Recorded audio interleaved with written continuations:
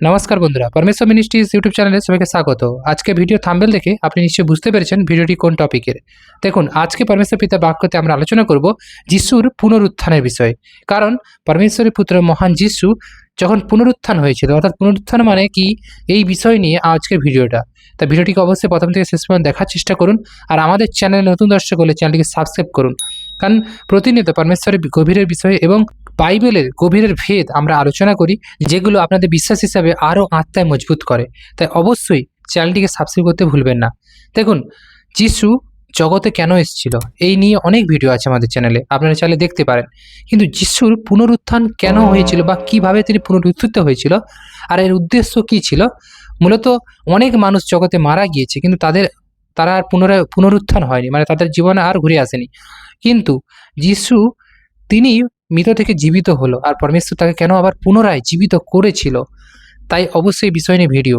আসুন ভিডিওটিকে শেষ পর্যন্ত দেখুন। পরমেশ্বরের পুত্র আর যিশু কে আছে? জগতের জ্যোতি আছে। যারা যিশুকে জানে তারা অন্ধকারে থাকবে না। অন্ধকারের আত্মার শাসন সেই শয়তানের অধীনে তারা নেই, তারা পবিত্র আত্মার অধীন এবং কি জ্যোতির অধীনে চলে এসেছে। আর যিশুতেই আপনার জীবন আছে, যিশুতে অনন্ত জীবন আছে। কারণ জগতে মানুষের মধ্যে কি আছে? জীবন আছে। কিসের জীবন? মানসিক জীবন। কিন্তু আজকে পরমেশ্বরের বচনে যারা জানেন, ঈশ্বরকে জানেন, তাদের জীবন আত্মার জীবন। তাদের জীবন, তারাও সাংসারিকভাবে রয়েছে জগতে, কিন্তু তাদের আত্মাতে তারা সবসময় কি জীবিত আছে। শারীরিক শরীর তাদের মরা, কিন্তু আত্মাতে তারা জীবিত। তো এই মুহূর্তে আমি চলে এসেছি পরমেশ্বরের বচনে। এখানে কি বলেছে দেখুন, যিশুর পুনরুত্থান ও অনন্ত আশা, এই নিয়ে বাইবেলের যে শিক্ষা। যিশু পুনরুত্থান কি ও কেন গুরুত্বপূর্ণ, অর্থাৎ যিশু পুনরুত্থান কি এবং গুরুত্বপূর্ণ কেন।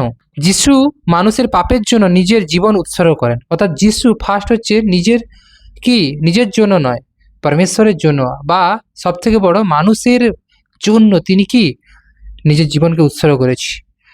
পাপ না করেও কিন্তু তিনি পাপের বোঝা বয়েছি। পৃথিবীতে পাপ পরমেশ্বর এবং যিশু ছাড়া আর সবাই করেছে। তাই এখানে বলেছে যিশু মানুষের পাপের জন্য নিজের জীবন উৎসর্গ করেন। তিনি আমাদের পাপের জন্য মরলেন, অর্থাৎ যিশু আমাদের পাপের জন্য মৃত্যুবরণ করলেন। তিনি ক্রুশে গেল। কেন গেল? কারণ আপনার জন্য, আমার জন্য, জগতের সমুদয় মানুষের জন্য, মানব জাতির উদ্ধারের জন্য যীশু খ্রিস্ট নিজেকে ক্রুশে দিল এবং মৃত্যু থেকে জীবিত হলো। 1 করন্থীয় 15:3 আছে, আপনারা পড়বেন। বাড়িতে বাইবেল থাকলে বচন পড়ুন।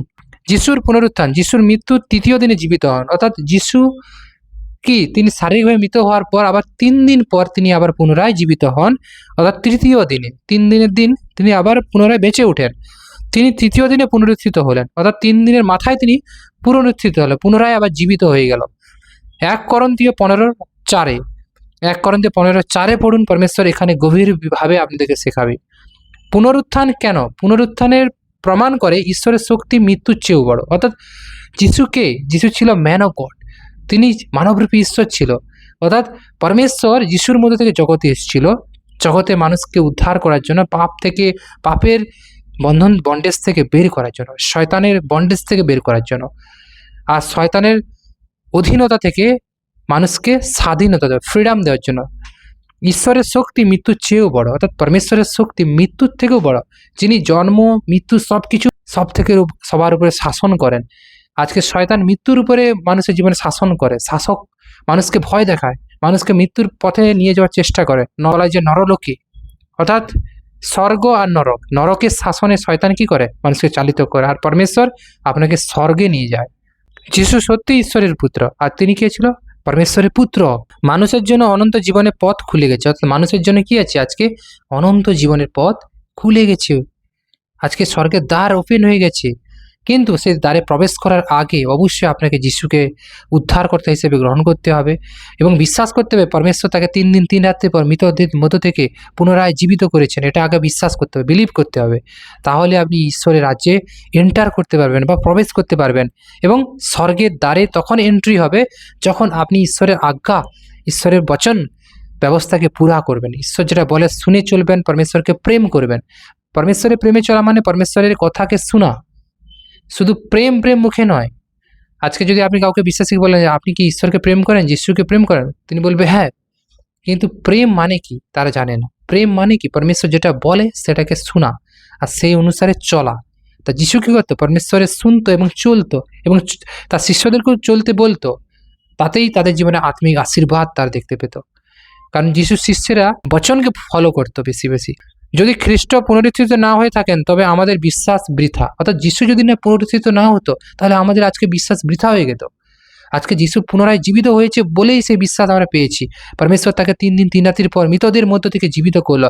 জগতে কোটি কোটি কোটি কোটি করোড় করোড়, মানে তা গুনতে পারবে না, মিলিয়ন বিলিয়ন, হ্যাঁ তার থেকেও বেশি, নো কাউন্ট ইট, অর্থাৎ কাউন্ট করা যায় না, এত এত মানুষ কি মরছে।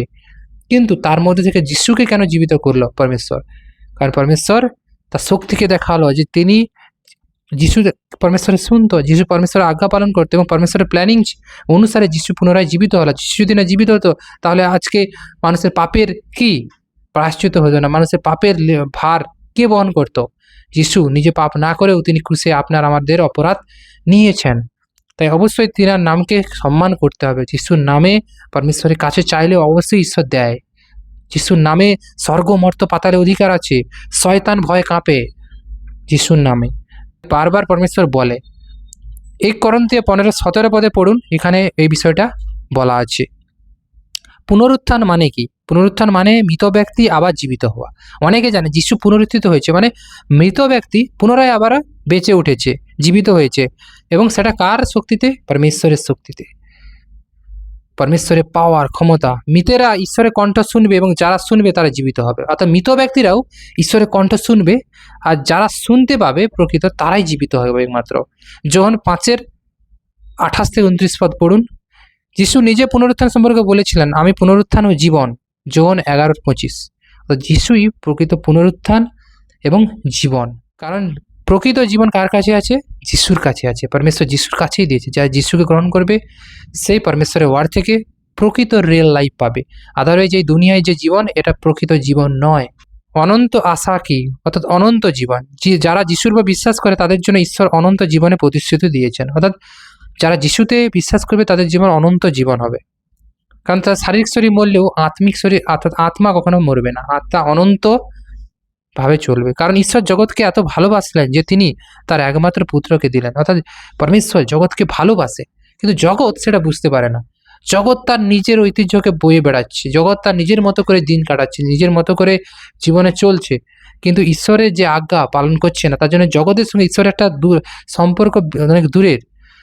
তাও ঈশ্বর কি করে? জগৎকে ভালোবাসে, জগতে মানুষের প্রতি দয়া করে, তার পুত্রকে এই জন্য পাঠালো, যাও জগতে মানুষের পাপের বোঝা তুমিই নাও। আর যিশু সেটা করেছিল। কারণ ঈশ্বর জগৎকে এত ভালোবাসলেন যে তিনি তার একমাত্র পুত্রকে দিলেন, জগতের জন্য বলি দিলেন। যোহন 3:16। তারপরেও জগতের অনুশোচনা নেই। জগৎ নিজের মতো করে শয়তানের অধীনে জীবনযাপন করছে, পরমেশ্বরের ওয়ার্ড নেই। তার জন্যে মানুষের জীবনে এত কষ্ট, যন্ত্রণা, দুঃখ, বিমারি, রোগ, ব্যাধি, শয়তানের সমস্ত শাসন চলছে, অনুশাসন। যেদিন জগৎ সারেন্ডার করে পরমেশ্বরকে, আর সেদিন পরমেশ্বরের ওয়ার্ড থেকে দেখবেন সব শয়তানকে বাঁধা হবে এবং সব কিছু কী হবে? ঠিক করে দেওয়া হবে। ভবিষ্যতের পৃথিবীর আশা। বাইবেল বলে ঈশ্বর এমন এক সময় আনবেন যেখানে মৃত্যু থাকবে না, দুঃখ কষ্ট শেষ হবে, শান্তি ও ন্যায় থাকবে।